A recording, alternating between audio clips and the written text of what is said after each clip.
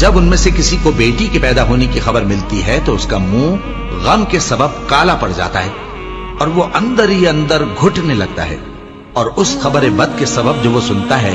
لوگوں سے چھپتا پھرتا ہے، سوچتا ہے کہ آیا ذلت برداشت کر کے لڑکی کو زندہ رہنے دے یا زمین میں گاڑ دے۔ دیکھو،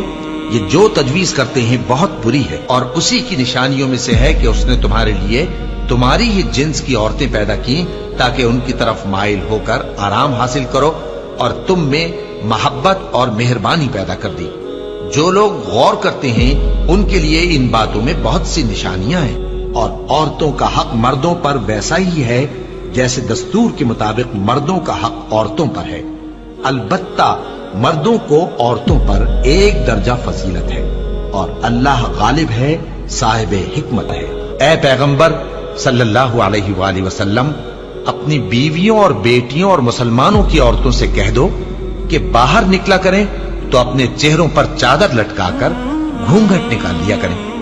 یہ چیز ان کے لیے موجب شناخت و امتیاز ہوگی تو کوئی ان کو ایذا نہ دے گا، اور اللہ بخشنے والا ہے، مہربان ہے۔ اور کسی مومن مرد اور مومن عورت کو حق نہیں ہے کہ جب اللہ اور اس کا رسول کوئی بات طے کر دیں تو وہ اس کام میں اپنا بھی کچھ اختیار سمجھے، اور جو کوئی اللہ اور اس کے رسول کی نافرمانی کرے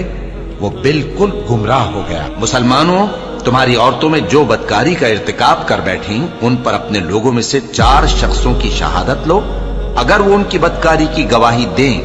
تو ان عورتوں کو گھروں میں بند رکھو یہاں تک کہ موت ان کا کام تمام کر دے، یا اللہ ان کے لیے کوئی اور سبیل پیدا کرے۔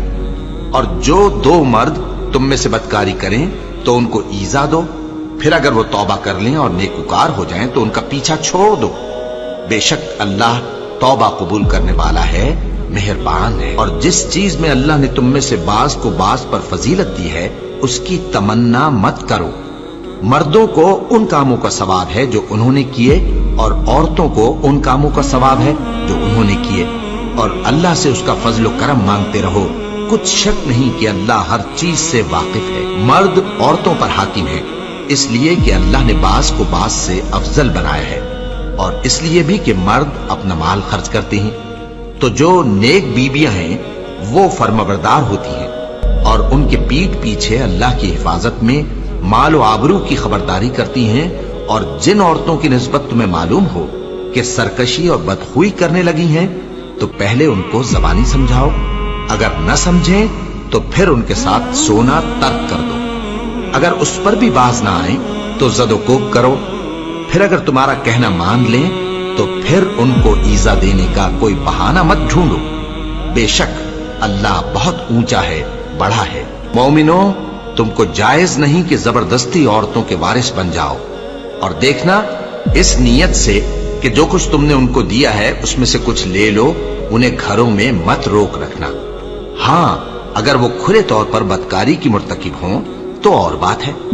اور ان کے ساتھ اچھی طرح سے رہو سہو، پھر اگر وہ تم کو ناپسند ہوں تو عجب نہیں کہ تم کسی چیز کو ناپسند کرو، اور اللہ اس میں بہت سی بھلائی پیدا کر دے۔ بدکاری کرنے والی عورت اور بدکاری کرنے والا مرد جب ان کی بدکاری ثابت ہو جائے تو دونوں میں سے ہر ایک کو 100 درے مارو، اور اگر تم اللہ اور روز آخر پر ایمان رکھتے ہو تو اللہ کے قانون کو نافذ کرنے میں تمہیں ان پر ہرگز ترس نہ آئے، اور چاہیے کہ ان کی سزا کے وقت مسلمانوں کی ایک جماعت بھی موجود ہو۔